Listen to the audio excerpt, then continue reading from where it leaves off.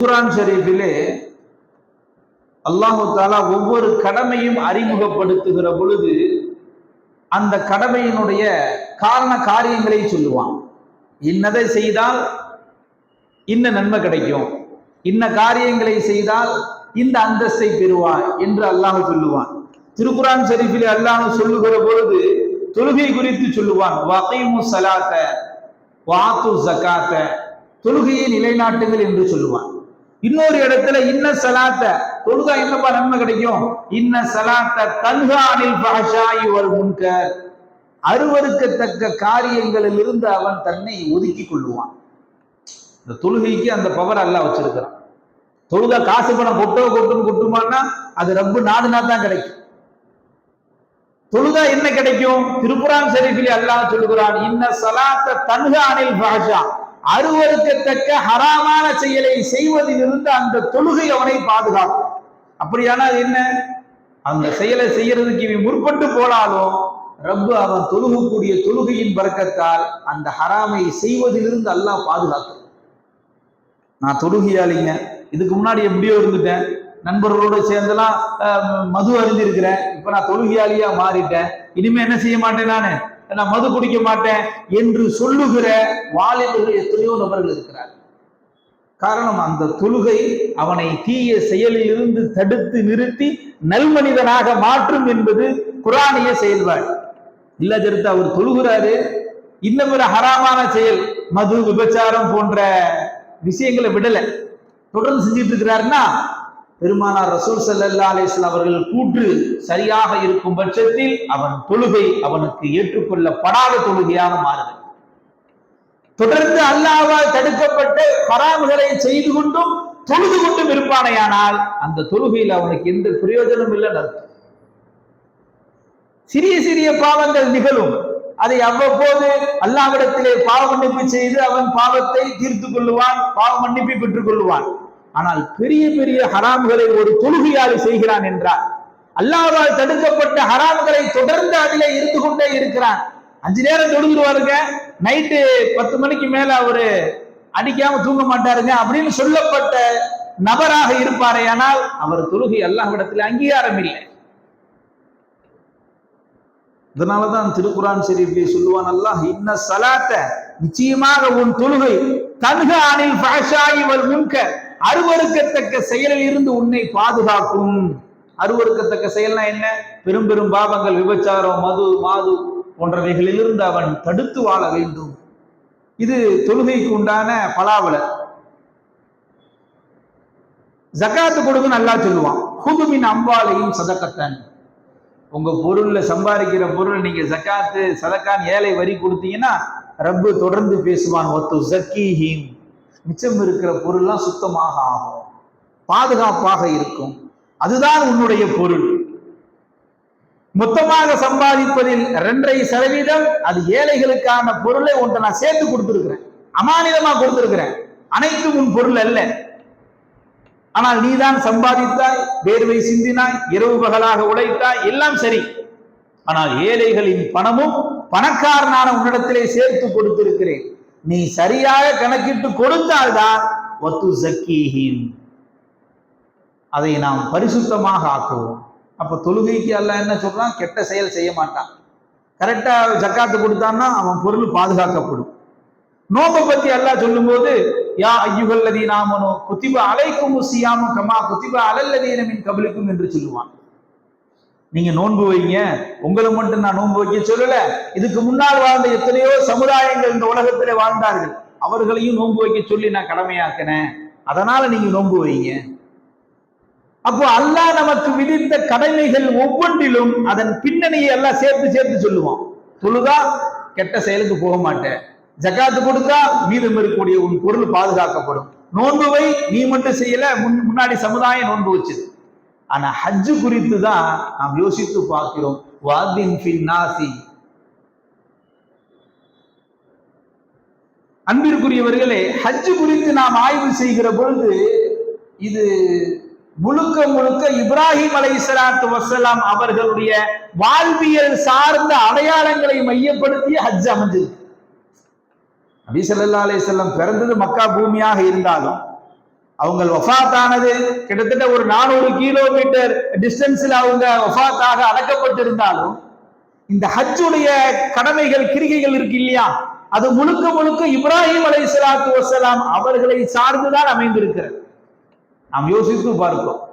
அப்படியானால் அல்லாஹு தாலா இந்த முஸ்லிம் சமூகத்துக்கு கொடுத்த கலிமா, தொழுகை, நோன்பு, ஜக்காத்து என்ற அந்த பட்டியலில் ஹஜ் என்ற உயர்தரமான பயணம் இருக்கிறது அல்லவா, அது முழுக்க முழுக்க இப்ராஹிம் அலைஹிஸ்ஸலாத்து வஸ்ஸலாம் அவருடைய வாழ்க்கை வரலாறுடைய பின்னணியிலே அல்லாஹ் தஆலா ஆக்கி வைத்திருக்கிறார்.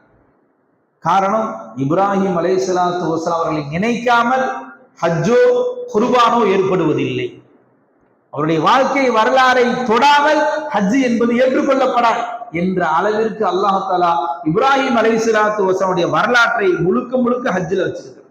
உலகத்திலே பிரயாணம் செய்யறதிலேயே மிக சிறந்த பிரயாணம் பெருமானார் ரசூல் ஸல்லல்லாஹு அலைஹி வஸல்லம் அவர்கள் சொல்லுகிறார்கள், ஹஜ் மாத்திரம் தான். நான் அங்க போனேன், இங்க போனேன், நன்மையான காரியத்துக்காக டிராவல் பண்ணேன், இப்படி 1000 பயணங்கள் இருந்தாலும் ஒரு மனிதனுடைய வாழ்வியலில் ஒரு மிகச்சிறந்த பயணம் என்றால் அது ஹஜ்ஜுக்காக வேண்டி அவன் புறப்படுகிற அந்த பயணம் தான் ஆக சால சிறந்த பயணம் என்று பெருமானார் ரசூலுல்லாஹி ஸல்லல்லாஹு அலைஹி வஸல்லம் அவர்கள் சொல்லுவார். இன்னொரு ஹதீஸிலே சொல்லுகிற பொழுது, யாராவது ஒருத்தர் ஹஜ்ஜி செஞ்சு நல்ல முறையில் அமல் செஞ்சு வீடு திரும்பிட்டாருன்னா அன்று பிறந்த பாலகனை போல் அவர் மாறி விடுகிறார் என்றார். எதுக்கு இந்த ஹதீஸ் எல்லாம் சொல்லணும்? நபி அவர்கள் இந்த உம்மத்தை ஊக்குவிக்கிறார். பொருளாதாரமும் உடல் ஆரோக்கியமும் ஒருவனுக்கு இருந்து விட்டால் அவன் நேரத்தையோ காலத்தையோ கடத்தக்கூடாது. அவனுக்கு உரிய அந்த நேரத்தில் ஹஜ் செய்து விட வேண்டும். அப்படி செய்கிற அந்த ஹஜ் சிறந்த ஹஜ் என்று பெருமானார் ரசூலுல்லாஹி ஸல்லல்லாஹு அலைஹி வஸல்லம் அவர்கள் கூறி காட்டுகிறார். ஹஜ்ஜுக்கு போயிட்டு வந்ததுக்கு அப்புறம் அல்லாஹ் தஆலா எல்லா பாவங்களையும் மன்னிச்சார். அன்று பிறந்த குழந்தைக்கு என்ன ஒரு பாவம் அறியாத குழந்தையாக இந்த உலகத்திலே பிறக்கிறதோ அதுபோன்று அவன் மாற்றப்படுகிறான் என்றால் அது மாதிரியான ஹஜ் இருக்கும், அது மாதிரியான நிய்யத்தோடு போயிருக்கும், அது மாதிரியான அமல் செய்யப்பட்டிருக்கும். அவன் செய்த அமல்களை எல்லாம் அல்லாஹ் தஆலா ஏற்றுக்கொண்டிருந்தார். அதற்கு பெயர் தான் நபி அவர்கள் சொல்வார்கள், ஹஜ்ஜம் மக்பூலா, ஹஜ்ஜம் மப்ரூரா. அல்லாஹ்வால் அங்கீகரிக்கப்பட்ட ஹஜ். அந்த ஹஜ்ஜை வசதி படைத்தவர்கள் செய்ய வேண்டும் என்று இஸ்லாத்திலே கடமையாக்கப்பட்டிருந்தாலும் அதை ஆசிப்பதற்கு, அதை வேண்டுவதற்கு யாருக்கு தடை? பேர்பட்ட ஏழையாக இருந்தாலும் வேண்டலாம். ரப்பே, எப்படியாவது எனக்கு அந்த ஹஜ்ஜுடைய நசீபு கொடுத்து, ஹஜ்ஜுடைய நசீபு இல்லாம என்னை மௌத்தாக்கிறார். சமீபத்தில் வாட்ஸ்அப்ல பார்த்த செய்தி, ரொம்ப வயது முதிர்ந்த ஒருவர், எப்படியாவது நான் அந்த காபத்துல்லாவுக்கு போயே ஆகணும், உம்ரா செய்தே ஆகணும்னு சொல்லி வந்து அந்த தவாஃபு ஒரே ஒரு முறை ஸ்டிச்சர்ல வச்சு ஒரு ரவுண்ட் அடிச்சிட்டாங்களாட்டு, ஒரு ரவுண்ட் அடிச்சு முடிச்சோடனே வஃபாத். அல்லாஹ் அக்பர். அப்ப அவங்களுடைய நியத்து என்ன, அவர்களுடைய எண்ணம் என்ன? தள்ளாத வயது, கடமை கிடையாது, உடல் ஆரோக்கியம் இல்லை, நிறைய பணம் இருக்கு, கடமை இல்லை. உடல் ஆரோக்கியம் இருக்குது, பணம் இல்லை, அப்பையும் கடமை இல்லை. ஆனால் யாசிப்பது, ஆசை வைப்பது ஒவ்வொரு முஸ்லிமின் மீதும் இன்றியமையாத கடமையாகும். ஒரு முஸ்லிமையும் அந்த காபாவையும் பிரிக்க முடியாது, ஒரு முஸ்லிமையும் அந்த காபாவையும் நேசிப்பதையும் பிரிக்க முடியாது. அதனாலதான் நபி அவர்கள் சொல்லுகிறார்கள், வாழ்நாளில் ஒரு முறையேனும் ஹஜ் செய்வதற்கு நீங்கள் ஆசை கொள்ளுங்கள். அந்த ஆசை உண்டாக வேண்டும் என்பதால் தான் ஒருவர் ஹஜ் செய்து வீடு திரும்பி விட்டால் அன்று பிறந்த பாலகன் என்றால் யாருக்காவது இந்த வாய்ப்பு கிடைக்க வேணாம் நினைப்பாங்களா? வாழ்நாள்ல எத்தனையோ பேர் பாவம் செஞ்சிருக்கும், எவ்வளவு பாவங்கள் மன்னிக்கப்பட்டிருக்கும், எவ்வளவு பாவங்கள் மன்னிக்கப்படாம போயிருக்கும். ஆனால் ஹஜ் செய்து எல்லா பாவத்தையும் கழுவுகிற, எல்லா பாவத்தையும் நீக்குகிற ஒரு பயணம் யாராவது வேணாம்னு சொல்லுவாங்களா? அப்போ அந்த பயணத்தை ஒவ்வொருவரும் ஆசிக்க வேண்டும், துஆ செய்ய வேண்டும், ஆசை கொள்ள வேண்டும் என்பதால் தான் பெருமானார் ரசூலுல்லாஹி ஸல்லல்லாஹு அலைஹி வஸல்லம் அவர்கள் சொல்லுகிறார்கள், அன்று பிறந்த பாலகனை போல் ஒவ்வொரு ஹாஜிகளும் ஆகிறார்கள். காசு இல்லையே எதிர்த்து, உடல் ஆரோக்கியம் இல்லையே எதிர்த்து, ஆனா இந்த ரெண்டும் மெயின். ஆனால் அதற்கு முன்னால் இந்த ஆசையை எல்லா இடத்திலையும் சொல்லிக்கொண்டே இருக்குது. நமக்கெல்லாம் தெரியும், ஒரு பொருளை ஒரு மனிதன் திரும்ப திரும்ப ஞாபகப்படுத்தினால், திரும்ப திரும்ப பேசினால், திரும்ப திரும்ப சிந்தனைக்கு கொண்டு கொண்டே இருந்தா அதுவாக அவன் மாற்றப்படுகிறான். இன்னைக்கு சைக்காலஜி அதான் சொல்லுது, இன்னைக்கு அறிவியல் என்ன சொல்லுது, எதை அவன் நினைக்கிறானோ, எதன் பக்கம் ஓடுகிறானோ அதுவாக அவன் மாற்றப்படுவான். அதனாலதான் காலையில் எந்திரிச்சு இந்த வாலிப பிள்ளைகளுக்கு சொல்லப்படும், இன்றைய நாள் சுறுசுறுப்பான நாள், இன்றைக்கு நான் வெற்றியான செயல்களை செய்வேன், நல்ல வார்த்தைகளை கேட்பேன் என்று அவன் ஆரோக்கியமாக துள்ளி ஓடுகிற குதிரையை போன்று படுக்கையை விட்டு எழுந்து அவனுடைய வேலைகளை பார்க்க அவன் தொடங்கினால், தொடர்ந்து அவன் ஆரம்ப நேரத்தில் ஏற்பட்ட சிந்தனை அவன் படுக்கைக்கு செல்லுகிற வரை நல்ல ஓட்டமா தான் இருக்கும். காரணம், அவன் எழுந்திருக்கும் போது ஏற்பட்ட அந்த சிந்தனை அன்றைக்கு இரவு முழுக்க ஒரே ரன்னிங்ல தான் இருப்பான். ரன்னிங்லனா நல்ல பாசிட்டிவான எனர்ஜி அவனுக்கு கிடைக்கிறது என்று இன்றைக்கு மனோதத்துவ நிபுணர்கள் அத்துணையவர்களும் சொல்ல வேண்டிய ஒரே கருத்தாகத்தான் இது. அப்போ நம்ம செய்யக்கூடிய சொல்றோம் இல்லையா, நீயத்துன்னு சொல்றோம் இல்லையா, இன்னமல் அமாலு பின்னியத், அமல்கள் ஆகுவதெல்லாம் நெய்யத்தை கொண்டுதான். நமக்கு குர்ஆனுக்கு அடுத்து அதிகமா ஹதீஸ், சஹீஹான ஹதீஸ் புகாரி தான் இல்லையா. அந்த புகாரில முதல் ஹதீஸ் திறந்த உடனே முதல் ஹதீஸ் என்னன்னா, செயல்கள் ஆகுவதெல்லாம் எண்ணத்தை கொண்டுதான். எண்ணம் போல் வாழ்வு சொல்றாங்க இல்லையா தமிழ்ல, எண்ணம் போல் வாழ்வுன்னு எழுதி வச்சிருக்கோம், ஆட்டோ பின்னாடி எழுதி வச்சிருக்கோம். புகாரியினுடைய அடிப்படையான ஹதீஸ்.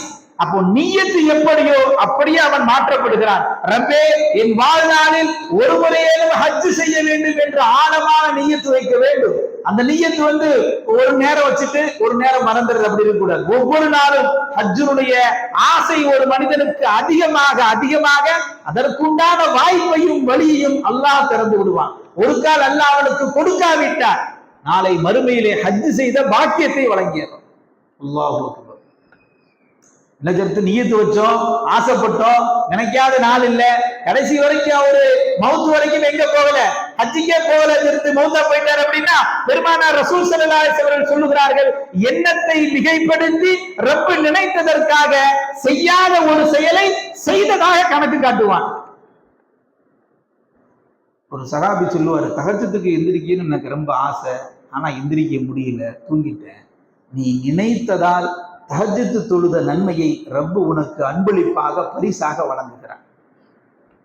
அதே போன்றுதான், ரப்பே என்னை எப்படியாவது ஹாஜியாக ஆக்கிடு, ஹஜ்ஜு செஞ்சிடணும், அந்த மண்ணை மிதிக்கணும் என்று நாம் நினைக்க நினைக்க நினைக்க அல்லாஹ்வுடைய நாட்டை இல்லை, அல்லாஹ் கொடுக்கல. 60 வயசு 70 வயசு வாழ்ந்தாரு, மௌத்தா போயிட்டாருங்க, அவருக்கு காபத்துல்லாம சம்பந்தம் இல்லை என்று அவர் மரணப்படுக்கைக்கு தஃபனிடப்பட்டார்.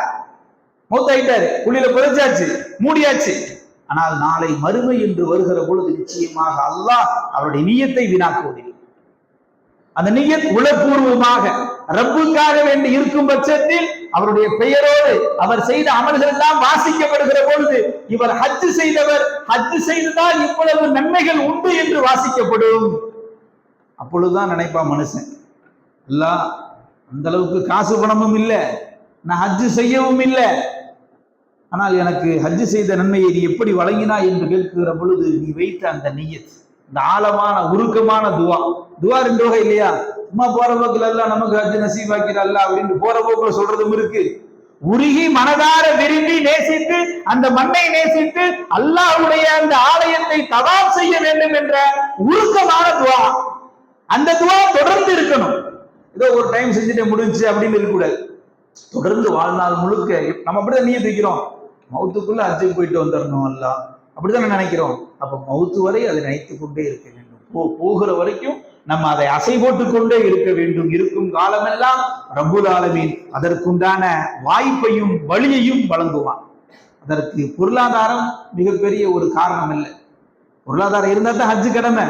நான் ஏன் சொல்றேன்னா, எத்தனையோ நபர்கள் பொருளாதாரம் அற்றவர்கள், அவர்கள் மாசத்தை ஓட்டுறதே பெரிய கஷ்டம், அவ்வளவுதான் சம்பளம். ஆனா அவர்களையும் கொண்டு எல்லாம் என்ன செய்யறான், காபத்துல்லா சுத்த விடுறான் இல்லையா, எப்படியோ போயிடுறாங்க. யாருடைய உதவி மூலமாகவும் எத்தனையோ சமையல்காரெல்லாம் உங்களுக்கு தெரியும், அளவான ஒரு வருமானத்திலேயே ரன்னிங் பண்ணிட்டு இருப்பாங்க. ஒரு 5-6 ஹாஜிகள் சேர்ந்து இப்ப சாப்பாடு தான்ப்பா வேணும் எனக்கு என்ன செஞ்சிடறாங்க, ஆளு கொஞ்சம் காசை போட்டு கூட்டி போயிடுறாங்க இல்லையா. அப்ப அவர்கள் அந்த சமையல்காரர் நினைச்சு கூட பார்த்துருக்க மாட்டார், நம்ம எல்லாம் அங்க போவோமா போக மாட்டோமா. அப்போ ரப்பு யாருக்கு அந்த நசீபை நாடுகிறானோ அதை அவருக்கு மறைமுகமாக வழங்கி விடுகிறான். அதனால நம்ம நியத்து மிக ஆழமானதாக இருக்க வேண்டும். அப்படி இருக்கும் பட்சத்தில் காபத்துல்லா சென்று வரக்கூடிய அற்புதமான வாய்ப்பை அல்லாஹ் வழங்குவான். அப்படி நம்ம எல்லாம் நேசிக்கணுங்கிறதுனாலதான் அல்லாஹ் தஆலா பெருமானார் ரசூல் ஸல்லல்லாஹு அலைஹி வஸல்லம் அவர்களும் தொடர்ந்து இந்த சமூகத்தை ஆர்வப்படுத்திக்கிட்டே இருக்கிறாங்க. ஹஜ்ஜு செஞ்ச அன்று பிறந்த குழந்தையை போல நீ மாறிடுவ, ஹஜ்ஜு செஞ்சா சூனம் என்பது உனக்கு வாஜிபாக ஆயிருச்சு, ஹஜ்ஜுக்காக வேண்டிய பிரயாணத்துல நீ பெறப்பட்டா அதை போல ஒரு சிறந்த பிரயாணம் உலகத்திலே இல்லை. நான் வெளியூர் போறேன் அப்படின்னு சொல்லி பெறப்படுறோம் இல்லையா, பெறப்படுற பிரயாணத்திலே மிக சிறந்த சால சிறந்த பிரயாணம் அது ஒண்ணுதான் என்றெல்லாம் சொல்லுவதின் நோக்கம் இந்த சமூகம் ஹஜ்ஜினுடைய அமலை செய்ய வேண்டும், ஹஜ்ஜை ஆர்வமூட்ட வேண்டும். கடைசி வரை அந்த மண்ணோடும் அந்த காபத்துல்லாவோடும் தன்னுடைய நெஞ்சங்களை இணைத்தே அவர்கள் வாழ வேண்டும் என்பதால் சொல்லப்பட்டது. நமக்கும் காபத்துல்லாவுக்கும் சம்பந்தம் இல்லை என்று நம்ம வாழக்கூடாது. உலகத்துல 1 கோடி 5 கோடி 10 கோடி 20 கோடி 100 கோடி எல்லாம் பள்ளிவாசல் கட்டுறாங்க. எப்பேற்பட்ட பயங்கரமான பள்ளிவாசல்ல தொழுதா ஒரு நன்மை தான். ஆனால் காபத்துல்லாவில் தொழுதால் மாத்திரம்தான் 1 லட்சம் நன்மை. ஏன் அல்லாஹ் ரசூல் இதை சொல்கிறார்கள்?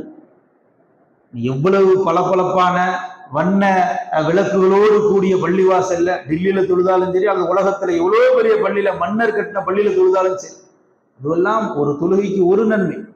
ஆனால் காபத்துல்லா மஸ்ஜிதுல் ஹரமிலே நீ தொழுகக்கூடிய ஒரு ரகாத்திற்கு, ஒரு தொழுகைக்கு 1 லட்சம் நன்மைகளை அல்லாஹ் தருவதாக பரிசளிப்பதின் நோக்கம்.